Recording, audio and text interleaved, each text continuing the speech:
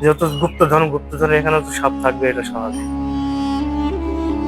বাইরে থেকে পরিত্যক্ত ধ্বংসস্তূপ মনে হলেও এর ভেতরেই লুকিয়ে আছে এক গা ছমছমে অন্ধকার সুড়ঙ্গ।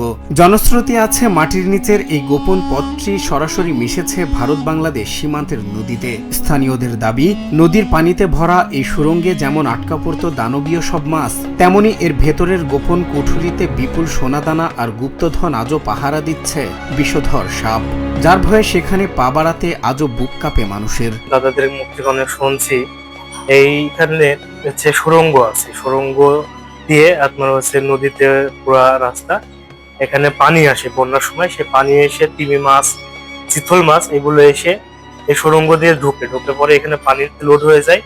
তো সেই সময় এখন বিকট রকমের একটা আওয়াজ পায়। এক বুক আতঙ্ক আর গভীর রহস্যকে সঙ্গী করেই যুগের পর যুগ টিকে আছে এই প্রাচীন দেয়ালগুলো। স্থানীয়দের মনে এই বাড়িটি নিয়ে যেমন আছে তীব্র কৌতূহল, তেমনি আছে এক অজানা ভীতি।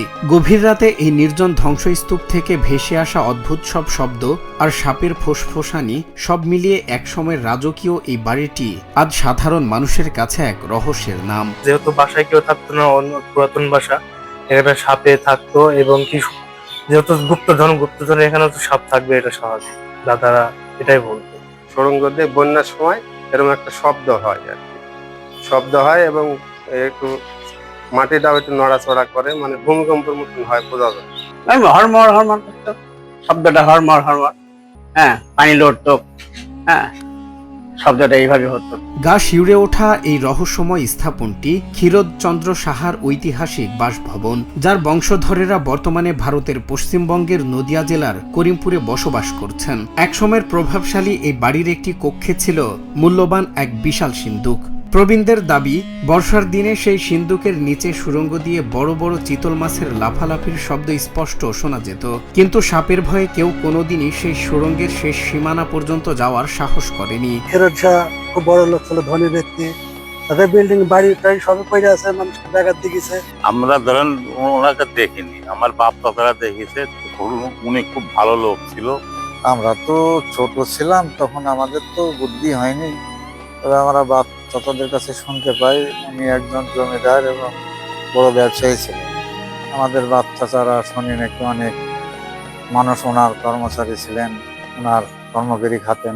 ব্যবসায়িক ছিল, বড় মহাজন। এখানে বিদ্যার কান্তের জমি গেল, ইউনিয়ন পরিষদ এসব সব ফেরত জমি পয়সা করে নেয়নি, দান হিসাবে দিয়ে চলে গেছে। যদিও বিজ্ঞান বা ইতিহাসের পাতায় এসব অলৌকিক ঘটনা বা গুপ্তধনের গল্পের কোনো প্রমাণ নেই, তবুও স্থানীয় মানুষের মনের বিশ্বাসকে কোনোভাবেই দমানো যায়নি। একসময় সন্ধ্যার পর এই বাড়ির পাশ দিয়ে হেঁটে যেতেও মানুষের বুক কাঁপত। আজ যুক্তি আর বিজ্ঞানের এই আধুনিক যুগেও ক্ষীরোদ সাহার এই বাড়িটিকে ঘিরে থাকা গল্পগুলো এই এলাকার লোককথার সবচেয়ে বড় আকর্ষণ হয়ে টিকে আছে। এখানে যে ক্ষীরোদচন্দ্র সাহার যে ঘর, সেই ঘরের নিচে তার ব্যবসায়িক গুপ্তধন বা ব্যবসায়িক মূলধন যাই বলি, সেটা রাখার একটা সিন্দুক ছিল, সেটা আমরা শুনেছি, অবশ্য চোখে দেখিনি। নিচে নামার জন্য একটা সিঁড়ি পর্যন্ত আছে এবং এখানে ওই বর্ষাকালে ওই সুড়ঙ্গ রাস্তা হয়ে বড় বড় মাছ এসে এখানে হয়তো অনেক, তার একটা শব্দও নাকি আশপাশে যাদের বাড়ি ছিল তারা শুনতো, এরকম গল্প শুনেছি তাদের মুখ থেকে। দিন বদলেছে, ক্ষীরোদচন্দ্র সাহার সেই রাজকীয় জৌলুসও আজ মাটির সঙ্গে মিশে গেছে, কিন্তু ফুরায়নি এই পরিত্যক্ত দেয়ালগুলোর ভেতরের অজানা রহস্য। আসলে কি এর নিচে কোনো গুপ্তধন লুকিয়ে আছে, নাকি পুরোটাই মানুষের কল্পনা? যুক্তি আর অলৌকিকতার এই গোলকধাঁধায় ঘেরা বাড়িটির আসল সত্য কি কোনোদিনই সামনে আসবে, নাকি চিরকালই এটি থেকে যাবে এক অমীমাংসিত রহস্য? এই প্রশ্ন এখন স্থানীয়দের। সজল বিশ্বাস, নিউজ ডেস্ক, বাংলা টিভি।